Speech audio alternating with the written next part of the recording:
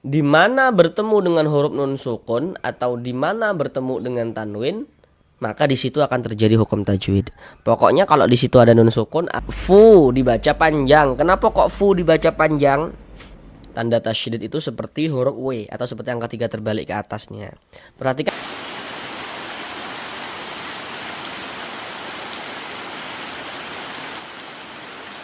Assalamualaikum warahmatullahi wabarakatuh.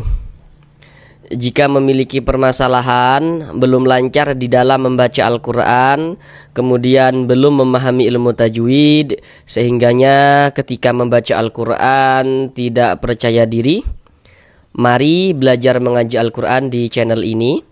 Di sini kami akan berusaha untuk membantu saudara semuanya, baik bapak dan ibu yang sudah lansia maupun saudara yang masih muda yang kiranya memiliki permasalahan, belum lancar di dalam membaca Al-Quran, kemudian belum memahami ilmu tajwid.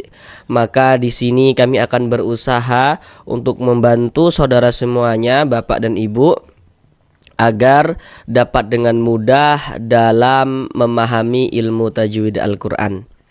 Karena dengan kita mempelajari ilmu tajwid Al-Quran, kemudian kita memahaminya, kemudian kita bisa menerapkan dengan sendirinya ketika membaca Al-Quran, maka tentu akan memperbaiki bacaan Al-Quran kita. Yang belum lancar akan bisa segera lancar. Kemudian bagi yang sudah lancar namun belum memahami ilmu tajwid, ketika membaca Al-Quran tidak percaya diri, maka dengan kita mempelajari ilmu tajwid Al-Quran tentunya akan memperbaiki bacaan Al-Quran kita. Pada intinya, jika kita ingin bagus bacaan Al-Qurannya, kemudian ingin lancar bacaan Al-Qurannya, maka tentulah kita harus rajin-rajin belajar ilmu tajwid Al-Quran, kemudian juga harus rajin-rajin membaca Al-Qurannya. Untuk belajar mengaji Al-Quran di channel ini, tajwidnya akan kami jelaskan dengan pelan-pelan supaya dapat langsung mudah untuk dipahami seperti itu. Jadi nanti kita membaca Al-Qurannya dengan pelan-pelan untuk melatih bacaan Al-Quran saudara semuanya ya, agar yang terbata-bata bisa segera lancar. Kemudian juga tajwidnya akan kami jelaskan dengan pelan-pelan seperti itu, supaya dapat mudah langsung untuk dipahami. Jika nantinya dari penjelasan yang kami sampaikan masih ada hal-hal yang kiranya belum dipahami, maka tanyakan saja pada kolom komentar di bawah. Kami akan berusaha untuk menjelaskannya kembali. Nah, di sini kami akan betul-betul berusaha untuk membantu saudara semuanya, bapak dan ibu, agar dapat dengan mudah dalam memahami ilmu tajwid Al-Quran. Baiklah, mari kita mulai belajar mengaji Al-Qurannya. Marilah bersama-sama kita lanjutkan kembali belajar mengaji Al-Quran kita dengan penjelasan ilmu tajwid yang kami jelaskan dengan pelan-pelan. Harapannya semoga dapat langsung bisa dipahami, guna untuk memperbaiki bacaan Al-Quran daripada saudara semuanya. Sekarang kita masuk pada surah Al-Waqi'ah ayat yang ke-34 dan juga ayat yang ke-35. Mari kita baca bersama-sama terlebih dahulu dengan pelan-pelan. Baru setelah itu akan kami jelaskan tajwidnya dengan pelan-pelan juga. Bismillahirrahmanirrahim. Wa furushim marfu'ah. Inna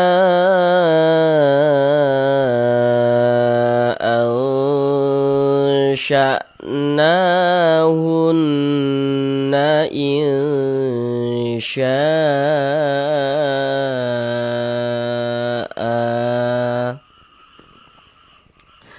Sekarang mari sama-sama kita pelajari tajwidnya dengan pelan-pelan. Yang pertama di sini wafuru. Huruf ra kalau dia memiliki harokat dhammah. Nah, ini namanya harokat dhammah nih. Atau biasanya itu disebut juga dengan tanda baca dhammah atau baris dhammah. Intinya itu dhammah. Nah, tandanya itu seperti ini. Jadi huruf ra yang memiliki harokat dhammah atau tanda baca dhammah atau tanda baca fathah. Tanda baca fathah atau harokat fathah itu bentuknya seperti ini. Baris satu miring di atas huruf seperti ini ya, seperti ini harokat fathah. Jadi huruf ra yang memiliki harokat dhammah atau harokat fathah, maka huruf ra dibaca tafkhim, dibaca tebal, sehingganya pangkal lidah kita atau pangkal lisan kita itu naik terangkat ke atas ketika kita mengucapkannya. Wa furushim seperti itu. Kemudian di sini ada tanwin, setelahnya adalah huruf mim atau tanwin yang bertemu dengan huruf mim. Namun sebelum itu perhatikan dulu media gambar di layar. Setiap kita membaca Al-Qur'an, nah, ingat ya kalimatnya itu setiap kita membuka Al-Qur'an kemudian membacanya. Nah, lantas kita itu bertemu dengan huruf nun sukun. Coba perhatikan tuh di sebelah samping panah itu, di samping tanda panah pada media gambar itu. Nah, di situ kan ada nun sukun garis miring tanwin kan. Jadi kalau kita mengaji Al-Qur'an, setiap bertemu dengan huruf nun sukun atau bertemu dengan salah satu harokat tanwin atau tanda baca tanwin, seperti yang kita lihat, harokat tanwin itu bentuknya ada 3. Ya, pasti ini Bapak dan Ibu sudah tahu gitu ya. Baris 2 di atas huruf namanya adalah fathatain atau tanwin fathah. Baris 2 di bawah huruf namanya kasrotain atau tanwin kasroh. Dan yang satunya itu namanya dhammatain atau tanwin dhammah. Jadi kalau kita mengaji Al-Qur'an, nah membaca Al-Qur'an kita, di mana bertemu dengan huruf nun sukun atau di mana bertemu dengan tanwin, maka di situ akan terjadi hukum tajwid. Pokoknya kalau di situ ada nun sukun atau di situ ada tanwin, terjadi hukum tajwid. Nah, contoh tuh seperti ini. Ini kita membaca Al-Qur'an nih. Nah, ini kita bertemu dengan tanwin nih. Salah satu harokat tanwin, yakni baris 2 di bawah huruf atau disebut dengan kasrotain atau tanwin kasroh. Nah, berarti di sini terjadi hukum tajwid nih karena ada tanwin. Untuk menentukan hukum tajwidnya, perhatikan huruf setelahnya ini. Ini tanwin, setelahnya adalah huruf mim. Nah, seperti yang kita lihat, huruf mim itu huruf idgham bi gunnah atau idgham ma'al gunnah, itu maksudnya sama saja. Jadi kalau ada nun sukun atau tanwin bertemu dengan salah satu daripada 4 huruf yang di samping itu, maka hukumnya adalah idgham bi gunnah. Idgham bi gunnah. Maka cara membacanya dengan cara memasukkan kemudian disertai dengan gunnah. Yang dimasukkan itu apanya begitu? Nah, yang dimasukkan itu ini. Bunyi tanwinnya dimasukkan ke huruf mim, melebur dia ke huruf idgham bi gunnah ini. Nah, sehingga ini kita baca wa furushim, jangan dibaca shin gitu, jangan, tapi shim. Nah, kemudian di bagian shimnya itu didengungkan, digunnahkan. Jadi suaranya itu kita tahan ya sepanjang 2 harokat. Wa furushim marfu'ah. Nah, kemudian di sini ada huruf ra sukun, ini huruf ra ini tanda sukun. Huruf sukun atau disebut juga dengan huruf mati atau huruf sakinah, itu maksudnya sama saja. Jadi tandanya itu seperti ini. Jadi kalau kita mengaji Al-Qur'an nih ya, kita bertemu dengan huruf ra sukun. Jika sebelum ra sukun, kalau sebelum itu berarti yang kami maksud itu yang di sebelah kanan. Nah, ini ra sukun, sebelah kanannya mana ini? Sebelah sini, ya, sebelah kanan kita. Jadi kalau ada huruf ra sukun, kemudian sebelumnya atau sebelah kanan ra sukun ini ada ini nih, ada harokat fathah nih atau tanda baca fathah, atau juga bisa dengan harokat dhammah. Cuman di sini yang kita temui harokat fathah. Jadi huruf ra sukun yang sebelumnya harokat fathah atau huruf ra sukun yang sebelumnya harokat dhammah, maka huruf ra sukunnya dibaca Khim juga dibaca tebal juga. Nah, tebalkan huruf ro-nya. Marfu'ah. Kemudian fu dibaca panjang. Kenapa kok fu dibaca panjang? Perhatikan media gambar di layar. Di situ ada bacaannya rumus mad asli atau rumus mad tabi'i. Kami jelaskan secara keseluruhan cara membaca media gambar itu. Rumus 1 warna hitam, huruf ya sukun sebelumnya harokat kasroh. Nah, jadi kalau membaca Al-Quran bertemu dengan huruf ya sukun yang sebelumnya harokat kasroh, maka huruf yang memiliki harokat kasrohnya itu dibaca panjang sesuai dengan rumus 1 yang warna hitam. Rumus 2 yang warna hitam, huruf waw sukun sebelumnya harokat dhammah. Jadi kalau ada huruf waw sukun sebelumnya ada harokat dhammah, maka huruf yang memiliki harokat dhammah tersebut dibaca panjang. Rumus 3 warna hitam, huruf alif sebelumnya harokat fathah. Jadi kalau ada alif sebelumnya ada huruf yang berharokat fathah, maka huruf yang memiliki harokat fathah dibaca panjang. Seperti itu. Kemudian nanti di dalam Al-Quran untuk menunjukkan tanda panjang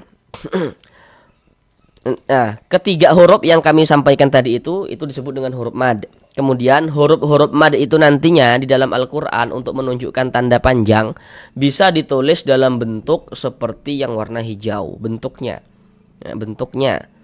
bukan warnanya, bentuknya. Jadi yang warna hijau itu pada dasarnya adalah yang warna hitam. Seperti itu. Sedangkan fu ini dibaca panjang, penjelasannya itu terletak di rumus 2 yang warna hitam. Coba diperhatikan yang rumus 2 warna hitam itu. Nah, di situ kan dapat kita lihat ya ada huruf waw sukun. Sebelum waw sukun ada harokat dhammah, tuh ada tanda baca dhammah. Di bawah harokat dhammah tuh ada titik-titik kan? Titik-titik di sana tuh maksudnya tuh letaknya huruf yang dibaca panjang begitu. Jadi kalau ada huruf waw sukun sebelumnya ada harokat dhammah, nah huruf yang memiliki harokat dhammahnya itu dibaca panjang. Nah, contohnya tuh seperti ini nih. Nah, jadi kalau kita mengaji Al-Quran ya, kita tuh lihat-lihat tuh, kita perhatikan tuh ya. Kalau bertemu dengan huruf waw sukun, ada huruf waw, ada tanda sukun. Jika sebelum waw sukun ada ini, ada harokat dhammah nih, maka huruf yang memiliki harokat dhammah ini dibaca panjang. Ada waw sukun sebelumnya ada harokat dhammah, maka huruf yang memiliki harokat dhammah dibaca panjang. Bismillahirrahmanirrahim. Alhamdulillah. Sehingganya fu kita baca panjang. Mad tabi'i panjang 2 harakat sesuai dengan rumus 2 yang warna hitam. Marfu'ah. Ini kita baca marfu'ah, jangan dibaca marfu'at. Jangan, atau marfu'atin, jangan. Nah, jadi ini namanya huruf ta marbutah. Nah, tandanya huruf ta marbutah itu di atasnya huruf ta, di bawahnya huruf ha. Jadi huruf ta marbutah itu kalau kita berwakaf, dia menjadi huruf H.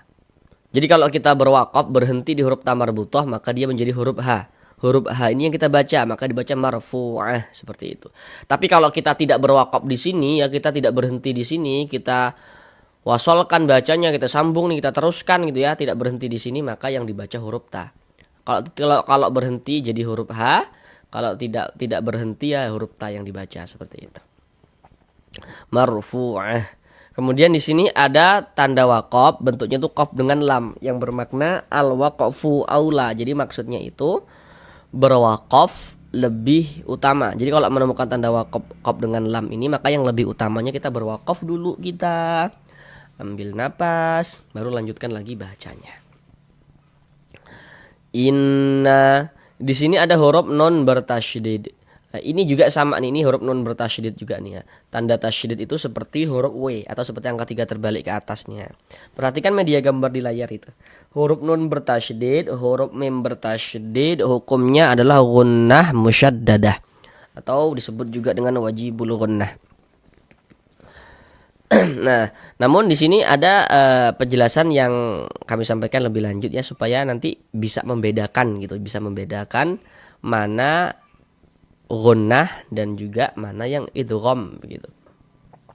Karena kalau cuman kami sampaikan huruf nun bertasydid, huruf mim bertasydid, hukumnya adalah gunnah musyaddadah, nanti saudara yang masih sangat pemula dalam belajar tajwid, yang belum mengerti hukum idgham, nanti dikiranya setiap huruf nun yang ada tanda tasydidnya, setiap huruf mim yang ada tanda tasydidnya, nanti dikiranya itu hukumnya adalah gunnah. Padahal tidak. Kalau misalkan kemasukan nun sukun atau tanwin misalnya, itu nanti dia jadi idgham, bi gunnah begitu. Maka supaya tidak keliru, kalau kita bertemu dengan huruf nun bertasydid, kita perhatikan sebelumnya. Jika sebelumnya atau di sininya nih ada huruf yang memiliki harokat kasroh seperti ini, atau fathah atau dhammah, maka berarti nun bertasydidnya itu hukumnya gunnah musyaddadah. Atau di sininya ini tidak ada nun sukun atau tidak ada tanwin seperti itu, maka berarti nun bertasydidnya ini hukumnya gunnah musyaddadah. Maka kita gunnahkan. Jadi bagian innya itu, suaranya itu kita tahan, kita panjangkan sejenak. Inna, seperti itu ya. Inna. Na dibaca panjang. Ini namanya adalah mad jaiz munfasil, namun pada awalnya namanya adalah mad tabi'i. Kenapa kok bisa berganti menjadi mad jaiz begitu? Perhatikan rumus 3 yang warna hitam. Nah, di rumus 3 yang warna hitam itu sudah diperhatikan ya. Nah, sekarang perhatikan penjelasan kami.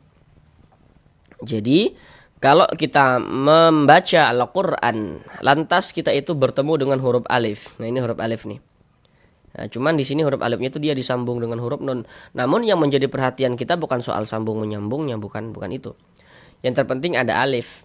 Jika sebelum alif ada ini nih, ada tanda baca fathah, maka huruf yang memiliki tanda baca fathah dibaca panjang. Ada alif, sebelumnya ada harokat fathah, maka huruf yang memiliki harokat fathah atau tanda baca fathah dibaca panjang. Sehingga na dibaca panjang. Sesuai dengan rumus 3 yang warna hitam. Pada dasarnya dia pada awalnya itu dia namanya mad tabi'i. Kemudian mad tabi'inya itu bertemu dengan ini, dengan huruf hamzah, tapi dia di lain kalimat atau di lain kata, maka berganti menjadi mad jaiz munfasil.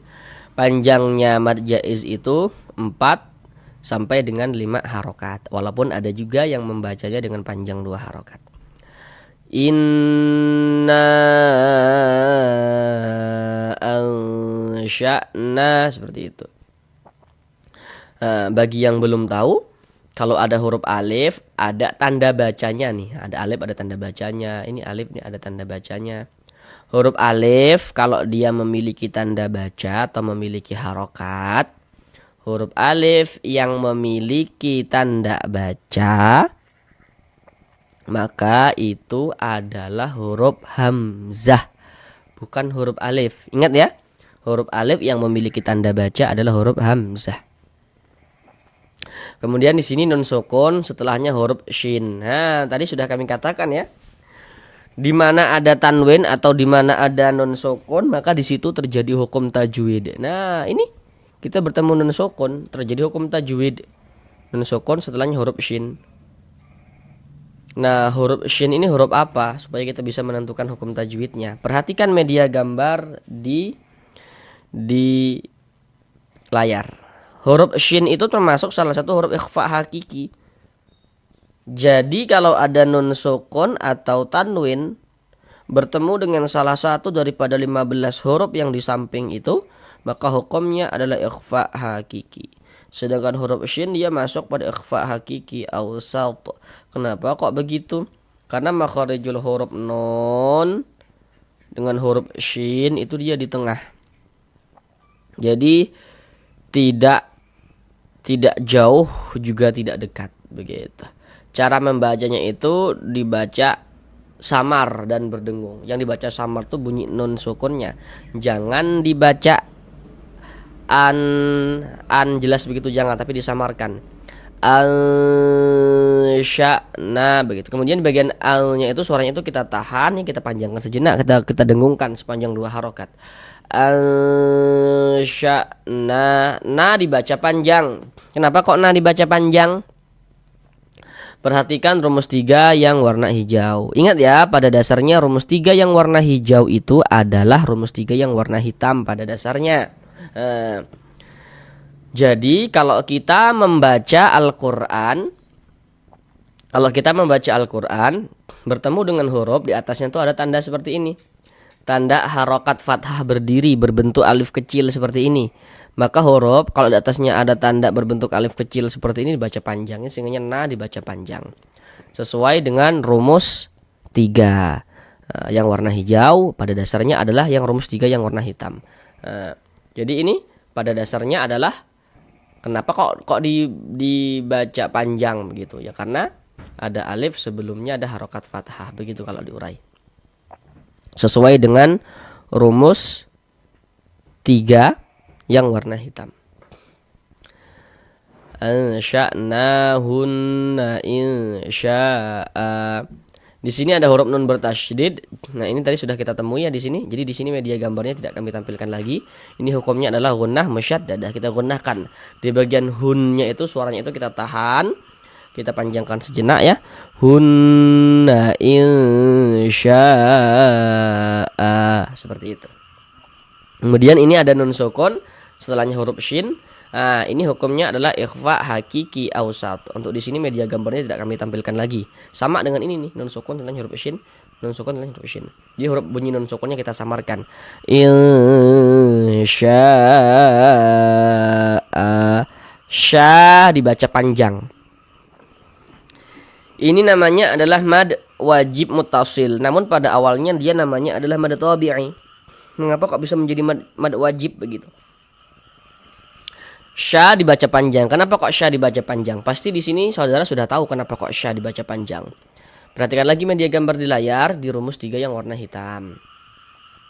Kalau kita membaca Al-Qur'an bertemu dengan huruf alif, ini huruf alif nih. Jika sebelum huruf alif ada ini nih, ada harokat fathah, maka huruf yang memiliki harokat fathah ini dibaca panjang. Sehingganya sya kita baca panjang. Mad tabi'i pada awalnya, kemudian mad tabi'inya bertemu dengan ini, dengan huruf hamzah, tapi dia dalam satu kata atau dalam satu kalimat, maka berubah menjadi mad wajib muttasil. Kalau mad wajib itu wajib dibaca panjangnya itu minimal 4 harokat. Jadi panjangnya mad wajib itu 4 sampai dengan 5 harokat. Tidak boleh dibaca dengan 2 harokat, tidak boleh. Tidak ada yang membacanya dengan 2 harokat. Jadi wajib 4 sampai dengan 5 harokat. Insya'a.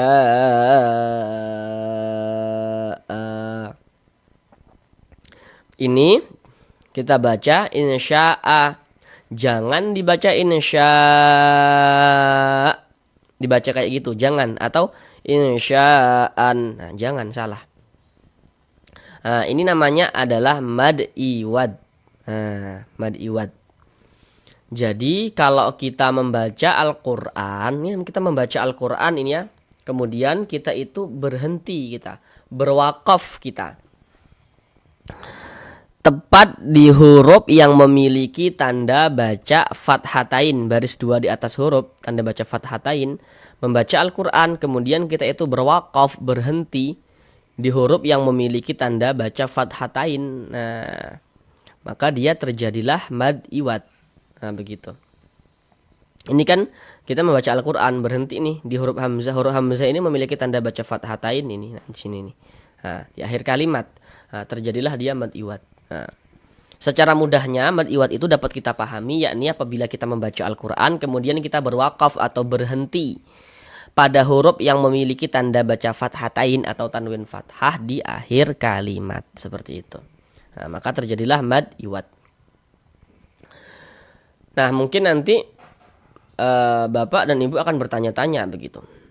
Loh, tapi kan ini nggak ada alifnya begitu. Nah, inilah bedanya begitu. Kalau di huruf-huruf yang lainnya itu ya, selain daripada hamzah, itu dia setiap ada fathatain, nah biasanya itu ya setelahnya nanti ada alifnya.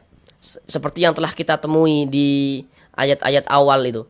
Nah, di surah Al-Waqi'ah ini sudah banyak kita temui mad iwad. Kalau ada fathatain setelahnya ada alifnya begitu. Tapi kalau pada huruf hamzah ini dia alifnya itu ada tapi tidak ditulis. Mengapa kok tidak ditulis? Ya karena memang orang Arab tuh menulisnya tuh begini, dia nggak ada alifnya. Ada tapi nggak ditulis gitu. Sehingganya ini tetap terjadi mad iwad. Nah, kami ulangi lagi ya. Mad iwad itu terjadi apabila kita membaca Al-Quran ya, kemudian kita berwakaf atau berhenti di huruf yang memiliki tanda baca tanwin fathah atau fathatain di akhir kalimat, maka terjadilah mad iwad. Nah, begitu. Terlepas ada atau tidak adanya alif. Nah, terlepas ada atau tidak adanya alif begitu. Nah, maksudnya itu terlepas dari ditulis atau tidak ditulisnya alif begitu. Nah, terjadilah mad iwad. Dikecualikan pada huruf ta marbuthah. Kalau pada huruf ta marbuthah itu tidak terjadi mad iwad di sana. Nah, jadi ini cara membacanya. Bunyi fathatainnya atau tanwin fathahnya dirubah menjadi fathah, sehingga dibaca insya'a, dipanjangkan dengan 2 harokat. Nah, ingat-ingat ya, lihat nih polanya tuh seperti ini nih. Nah, nih. Jadi kalau ada huruf yang memiliki tanda baca fathatain ya, nah nih. Kemudian kita berwaqaf, maka terjadi mad iwad. Walaupun pada huruf hamzah yang seperti ini, yang alifnya itu dia tidak ditulis begitu, tetap terjadi mad iwad. Nah, kecuali pada huruf ta marbuthah. Dan mad iwad itu terjadi kalau kita wakopkan saja, kalau kita berwakop saja. Tapi kalau kita tidak berwakop di huruf yang memiliki tanda baca fathatain, tidak berwakop di huruf yang memiliki tanda baca fathatain atau tanwin fathah, maka tidak terjadi mad iwad. Kalau berwakop ya terjadi mad iwad seperti itu. Dan dia juga terjadi hanya pada harokat fathatain saja, hanya pada harokat baris 2 di atas huruf ini saja, fathatain atau tanwin fathah. Tidak terjadi pada kasrotain atau tanwin kasroh, tidak terjadi pada dhammatain atau tanwin dhammah, tidak terjadi seperti itu. Kemudian di sini ada tanda wakaf, bentuknya itu lam alif. Ini namanya wakaf mamnu. Jadi maksudnya itu dilarang untuk berwakaf. Tapi kalau wakaf mamnu itu terletak di akhir suatu ayat, maka tidak apa-apa kita berwakaf. Nah, ini kan di akhir ayat daripada surah Al-Waqiah ayat yang ke-35 ini kan di akhir kan ini, maka tidak apa-apa kita berwakaf di sini begitu. Sekarang mari kita ulang bersama-sama sekali lagi dari awal. Bismillahirrahmanirrahim. Wa furushim marfu'ah. Inna ansha'nahunna insya'a.